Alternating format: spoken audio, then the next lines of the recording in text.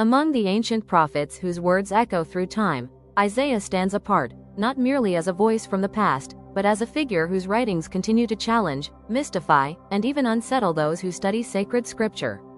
While many biblical books offer comfort and clarity, the book of Isaiah presents layers of complexity that have made it both revered and feared by scholars, theologians, and faithful readers for thousands of years. Why would a prophetic text inspire such trepidation? The answer lies not in supernatural horror, but in the profound intellectual, spiritual, and theological challenges that Isaiah's writings present. From questions about authorship that shake traditional assumptions, to prophecies that seem impossibly detailed, to visions that stretch human language to its breaking point, Isaiah demands more from its readers than perhaps any other book of the Bible. This exploration will journey into the heart of what makes Isaiah so formidable, examining the historical mysteries, the theological depths, and the enduring questions that continue to make this ancient text a source of both wonder and scholarly anxiety. The mystery of multiple voices. One of the first reasons Isaiah troubles even experienced Bible scholars is the compelling evidence that the book contains not one voice, but potentially three distinct prophetic voices speaking from different time periods. Traditional belief holds that Isaiah ben Amoz, a prophet who lived in Jerusalem during the 8th century BCE, wrote the entire 66-chapter book that bears his name. He prophesied during the reigns of kings Uzziah, Jotham, Ahaz, and Hezekiah, witnessing the Assyrian threat to Judah and advising kings on matters of faith and politics. However, beginning in the medieval period and intensifying during the Enlightenment, scholars noticed something remarkable. The book of Isaiah appears to shift dramatically in style, vocabulary, historical context, and theological emphasis at chapter 40.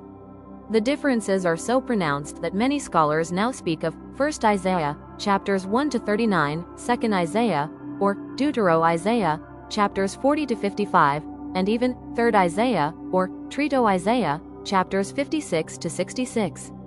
1st Isaiah addresses the 8th century BCE, when Assyria threatened Jerusalem. The prophet speaks to kings, warns of immediate judgment, and focuses on Jerusalem's sin and potential redemption. The language is often harsh, the tone urgent, and the historical references clearly match the Assyrian crisis. 2nd Isaiah, by contrast, addresses a community in Babylonian exile, roughly 150 years later. Babylon has conquered Jerusalem, the temple has been destroyed, and the people languish in captivity. This section opens with, "Comfort, comfort my people," and speaks extensively about return from exile, the fall of Babylon, and a servant figure who will suffer for others. The tone is more consoling, the theology more universalistic, and remarkably, it mentions Cyrus the Persian by name, a king who wouldn't be born until long after the historical Isaiah's death. 3rd Isaiah appears to address a post-exilic community that has returned to Jerusalem but faces new challenges rebuilding their society and worship.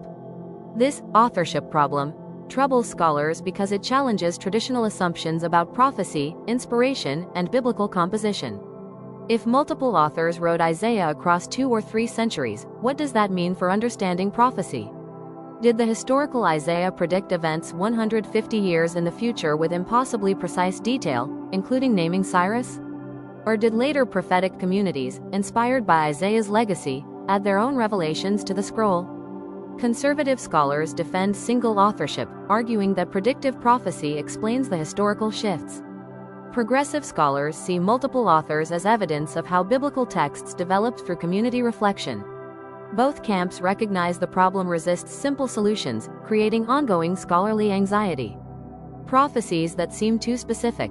Perhaps nothing about Isaiah generates more debate than prophecies that appear impossibly detailed, particularly concerning the Messiah, the fall of Babylon, and the return from exile. Isaiah chapter 44 verse 28 provides the most striking example. Who says of Cyrus, "He is my shepherd and will accomplish all that I please. He will say of Jerusalem, let it be rebuilt, and of the temple, let its foundation be laid." Here, Isaiah names Cyrus specifically, describing exactly what this Persian king would do: allow the Jewish exiles to return and rebuild Jerusalem's temple. The historical facts are undisputed. Cyrus the Great conquered Babylon in 539 BCE and issued a decree allowing captive peoples, including the Jews, to return to their homelands. The Cyrus cylinder, an ancient artifact, confirms this policy. What troubles scholars is that the historical Isaiah lived approximately 150 to 180 years before Cyrus was born. How could Isaiah name Cyrus a century and a half before his birth? Three main explanations divide scholars. Supernatural prophecy. God revealed Cyrus's name and actions to Isaiah through miraculous foresight. This preserves traditional views of prophecy but requires accepting a level of predictive detail rarely seen elsewhere in Scripture. Later authorship. A prophet living during or after Cyrus's time wrote these chapters, either updating Isaiah's scroll or writing under his legacy. This explains the historical accuracy but challenges traditional authorship. Literary device. The name, Cyrus, was added later by scribes who recognized how Isaiah's prophecies had been fulfilled. This preserves the ancient prophecy while acknowledging editorial development. Each solution creates problems. The first requires accepting uniquely detailed prediction. The second challenges biblical authority for some readers. The third opens questions about where biblical inspiration resides, in original composition, editorial refinement, or both. Beyond Cyrus, Isaiah contains what Christians see as remarkably specific messianic prophecies. Isaiah chapter 53 describes a suffering servant, who is pierced for our transgressions, and crushed for our iniquities, through whose wounds we are healed. Christians see Jesus Christ in these words with stunning clarity. The servant is led like a lamb to slaughter, remains silent before accusers, is assigned a grave with the wicked but buried with the rich, and somehow sees offspring and prolongs his days after death. The specificity troubles scholars of all faiths. Jewish interpreters traditionally understand the suffering servant as corporate Israel or a righteous individual, not the Messiah. Christian interpreters see Jesus foreshadowed in detail. Both recognize that Isaiah's poetry achieves something rare, words that seem to transcend their original context and speak with eerie precision to later events. Whether through divine inspiration, literary genius, or editorial development, Isaiah's prophecies maintain their power to disturb comfortable assumptions about how sacred texts work. Visions that transcend human language. Isaiah's inaugural vision, recorded in chapter 6, represents another source of scholarly and spiritual anxiety. When Isaiah describes seeing the Lord, seated on a throne, high and exalted, attended by seraphim with 6 wings who call, "Holy, holy, holy is the Lord Almighty," we encounter something that pushes language to its limits. The seraphim, literally, burning ones, use 2 wings to cover their faces, 2 to cover their feet, and 2 to fly. Their threefold proclamation of holiness shakes the doorposts and fills the temple with smoke. Isaiah's response reveals the terror of the encounter. "Woe to me! I am ruined, for I am a man of unclean lips, and I live among a people of unclean lips, and my eyes have seen the King, the Lord Almighty." This theophany, a visible manifestation of God, troubles scholars because it describes the indescribable. How does one see God and live, when other biblical texts insist no one can see God's face? What are seraphim exactly? Angels, symbolic beings, literary devices? Is Isaiah describing an objective vision, a subjective mystical experience, or prophetic poetry? The vision continues with surreal elements. One seraphim flies to Isaiah with a live coal taken with tongs from the altar and touches the prophet's lips, declaring his guilt removed and sin atoned for. God then asks, "Whom shall I send? And who will go for us?" Isaiah's response, "Here am I, send me," seems almost shockingly casual given what he's just witnessed. But God's commission makes the vision even more disturbing. Isaiah is told to go and tell the people, "Be ever hearing, but never understanding, be ever seeing, but never perceiving." God instructs Isaiah to make the heart of this people calloused, make their ears dull and close their eyes. The prophet's message will actually harden people rather than convert them. When Isaiah asks how long this will continue, God responds with devastating imagery. "Until the cities lie ruined and without inhabitant, until the houses are left deserted and the fields ruined and ravaged, until the Lord has sent everyone far away and the land is utterly forsaken." This vision troubles readers because it suggests God might intentionally prevent understanding. It raises questions about predestination, human free will, and the nature of prophetic ministry. What kind of calling involves being sent to harden hearts? The New Testament quotes this passage multiple times when explaining why people rejected Jesus, adding layers of interpretive complexity. Scholars struggle with whether Isaiah describes a literal vision, crafts prophetic poetry, or does something between the two. The vision's power lies partly in its resistance to simple categorization. The suffering servant songs. No portion of Isaiah creates more theological tension than the 4 servant songs, scattered through chapters 42 to 53. These poetic passages describe a mysterious servant of the Lord, whose identity and mission have been debated for millennia. The servant is described as chosen by God, gentle yet effective, bringing justice to the nations. But the fourth song, Isaiah chapter 52 verse 13 to 53 verse 12, describes something unprecedented in ancient literature. A righteous person whose suffering and death somehow bring healing and redemption to others. He was despised and rejected by mankind, a man of suffering and familiar with pain. Like one from whom people hide their faces, he was despised, and we did not esteem him. Surely he took up our pain and bore our suffering, yet we considered him punished by God, stricken by him, and afflicted. But he was pierced for our transgressions, he was crushed for our iniquities, the punishment that brought us peace was on him, and by his wounds we are healed. This passage troubles scholars because it requires explaining how an ancient Hebrew prophet conceived of redemptive suffering, the idea that one person's innocent suffering could atone for others' sins. This concept appears nowhere else in the Hebrew Bible with such clarity. Jewish interpretation traditionally understands the servant as the nation of Israel, suffering among the nations yet remaining faithful to God. This reading sees the servant as corporate, representing God's people as a whole. The servant's suffering reflects Israel's exile and persecution, while the vindication points to future restoration. Christian interpretation, beginning with the New Testament itself, sees Jesus Christ as the suffering servant. The Gospel accounts and apostolic letters repeatedly quote Isaiah chapter 53, finding in Jesus' crucifixion the fulfillment of the servant's suffering, death, and vindication through resurrection. Every detail seems to match. Rejection, silent suffering before accusers, execution with criminals, burial with the rich, seeing offspring after death. Some scholars suggest the servant represents an individual within Israel, perhaps a prophet, king, or righteous sufferer. Others see the servant as evolving through the songs, sometimes individual and sometimes corporate. What makes this passage particularly troubling for scholars is that it seems to transcend its original context regardless of interpretation. Whether describing Israel, a prophet, or foreseeing Christ, Isaiah chapter 53 articulates something profound about the meaning of suffering that continues to resonate across centuries and cultures. The text refuses to stay safely in the past, constantly pressing into the present with uncomfortable questions about suffering, redemption, and divine purpose.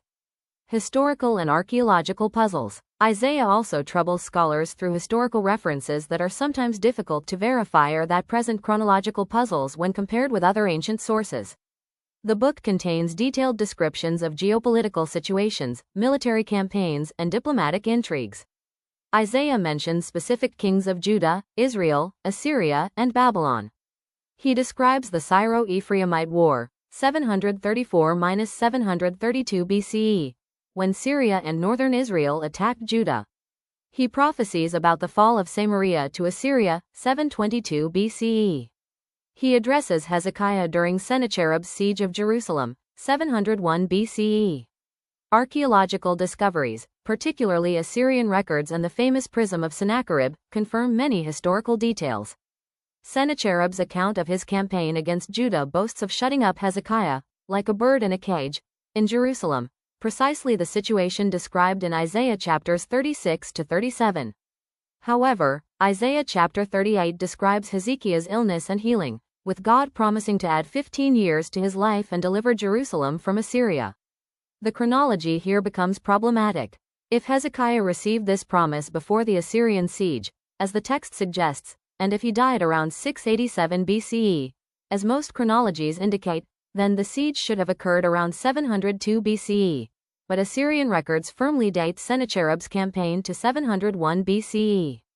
These date discrepancies might seem minor, but they create headaches for scholars trying to reconstruct precise historical sequences. Moreover, Isaiah describes the fall of Babylon to the Medes, Isaiah chapter 13 verse 17 to 22, with vivid detail, but history records that the Persians under Cyrus, not the Medes alone, conquered Babylon. While the Medes and Persians were closely related and jointly conquered Babylon, the Prophecies' emphasis on the Medes specifically has prompted scholarly discussion about whether Isaiah wrote before the event, genuine prophecy, or after, retrospective composition. The Dead Sea Scrolls, particularly the Great Isaiah Scroll discovered in Qumran Cave 1, add another layer of complexity. This scroll, dating to approximately 125 BCE, is remarkably similar to the Masoretic text used today, but it contains thousands of minor variations in spelling, word choice, and occasionally meaning. These variants force scholars to ask which version represents Isaiah's original words, and how textual traditions developed over centuries. Theological challenges that divide communities. Beyond historical and literary questions, Isaiah presents theological concepts that trouble scholars because they resist easy systematization and sometimes seem to contradict ideas found elsewhere in Scripture. Isaiah's theology of God's sovereignty appears absolute. God declares, "I form the light and create darkness. I bring prosperity and create disaster. I, the Lord, do all these things." Isaiah chapter 45 verse 7. This uncompromising monotheism insists that God stands behind all reality, not just blessings but also calamities. For scholars trying to reconcile divine goodness with suffering or God's love with judgment, Isaiah offers no easy answers. The book oscillates between fierce judgment and tender mercy, sometimes within the same chapter. God will destroy nations utterly, then gather and heal them. Jerusalem is a prostitute deserving judgment, and also a cherished bride who will be restored. These theological tensions reflect human experience but trouble systematic theologians seeking consistency. Isaiah's vision of the future also creates scholarly debates. Chapters 65 to 66 describe new heavens and a new earth, where the wolf and lamb feed together, where infant mortality ends, and where God's presence dwells eternally with humanity. Are these descriptions literal predictions of a transformed physical earth, or poetic imagery expressing hope for complete restoration? Different theological traditions answer differently, and the text itself doesn't clearly resolve the question. The book's understanding of the Messiah also troubles scholars because it doesn't present one unified messianic portrait. Isaiah describes a coming king from David's line who will rule with justice and righteousness, Isaiah chapter 9:11. But the suffering servant appears to be something different, not a conquering king but a humble, rejected figure whose power lies in sacrificial love. How these messianic images relate has divided Jewish and Christian interpreters for 2 millennia. Jewish tradition developed concepts of a Messiah ben David, conquering king, and some traditions spoke of a suffering Messiah ben Joseph, but the synthesis remained complex. Christian theology saw both portraits fulfilled in Jesus, suffering servant in his first coming, reigning king in his return. Both traditions recognize that Isaiah's messianic vision resists simple categorization, literary brilliance that defies analysis. Isaiah's poetry achieves a literary excellence that itself troubles scholars, not because it's poorly written, but because it's so masterfully crafted that analyzing how it works proves extraordinarily difficult. Consider the opening verses. "Hear me, you heavens. Listen, earth, for the Lord has spoken. I reared children and brought them up, but they have rebelled against me. The ox knows its master, the donkey its owner's manger, but Israel does not know, my people do not understand." Isaiah chapter 1 verse 2 to 3. In just a few lines, Isaiah employs cosmic address, calling heaven and earth as witnesses, legal language, presenting a covenant lawsuit, family imagery, God as parent, animal comparison. Even dumb beasts recognize their owner, and devastating critique, God's people no less than livestock. The poetry works on multiple levels simultaneously, legal, emotional, theological, satirical, creating meaning that exceeds the sum of its parts. Isaiah's use of metaphor reaches heights rarely matched in biblical literature. God as judge, king, husband, father, potter, warrior, husband, vinedresser, and shepherd. Jerusalem is daughter, bride, mother, prostitute, and widow. The nations are forests to be cleared, mountains to be leveled, chaff to be blown away. The coming deliverance is described as light breaking forth, streams in the desert, highways through the wilderness, and gardens flourishing in former wasteland. The famous Emmanuel prophecy, Isaiah chapter 7 verse 14, demonstrates how Isaiah's poetry creates interpretive challenges through multi-layered meaning. When Isaiah tells King Ahaz that the virgin, or young woman, Hebrew, Alma, will conceive and bear a son named Emmanuel, God with us, the immediate context suggests a sign relating to the current crisis, perhaps Isaiah's own wife, or a young woman in the royal court. The child's growth marks a timeline. Before the boy knows enough to reject the wrong and choose the right, the land of the 2 kings you dread will be laid waste. But the poetry transcends this immediate reference. Christians see Mary and Jesus foreshadowed here, pointing to the Greek Septuagint's translation of Alma as Parthenos, virgin. Jewish interpreters see fulfillment in Isaiah's time. The power and problem of the passage lies in its ability to work at multiple levels: immediate sign and distant hope, specific child and cosmic significance. Scholars struggle to explain how ancient poetry achieves this multivalence. Is it intentional literary technique, happy accident, divine inspiration, or community interpretation over time? Perhaps all of these, which troubles those seeking single, definitive explanations. The challenge of apocalyptic vision. Another reason Isaiah troubles scholars is the presence of what scholars call proto-apocalyptic material, passages that envision cosmic transformation, divine warfare, and the end of the current age. The Isaiah Apocalypse, chapters 24 to 27, describes God's judgment extending beyond specific nations to the entire earth. The earth is defiled by its people and will be completely laid waste. God will punish the powers in the heavens above and the kings on the earth below. Yet amid this cosmic judgment, God promises resurrection. Your dead will live. Their bodies will rise. 26 verse 19. This material troubles scholars because it seems to represent a different worldview than classical 8th century prophecy. It envisions not just historical judgment on nations, but cosmic upheaval affecting creation itself. It introduces concepts like resurrection that are rare in the Hebrew Bible. Some scholars see these chapters as later additions reflecting post-exilic or even Hellenistic period thinking. Others argue that apocalyptic thinking has roots in earlier prophecy. Either way, the presence of this material in Isaiah creates questions about the book's composition and the development of Jewish theology. The later chapters of Isaiah continue this cosmic vision. Isaiah chapters 65 to 66 describe new creation where former things are not remembered, where lifespans extend to ages, where predators become herbivores, and where, before they call I will answer, while they are still speaking I will hear. 65 to 24.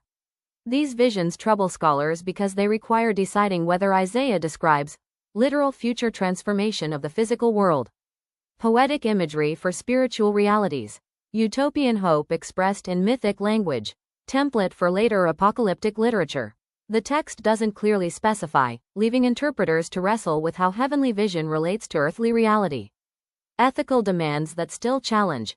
Isaiah also troubles readers through ethical demands that remain uncomfortable millennia later. The prophet doesn't simply call for ritual purity or doctrinal correctness, but for social transformation that threatens comfortable religion. Stop doing wrong, learn to do right. Seek justice, encourage the oppressed. Defend the cause of the fatherless. Plead the case of the widow. 1 verse 16 to 17. Isaiah insists that worship without justice is not just insufficient, it's abhorrent to God. Your hands are full of blood. Wash and make yourselves clean. Stop bringing meaningless offerings. Your incense is detestable to me. 1 verse 15 to 13. Medieval Christian interpretation often read Isaiah allegorically, finding multiple layers of meaning: historical, moral, allegorical, and anagogical. The suffering servant became a template for understanding all human suffering as potentially redemptive when united with Christ's suffering.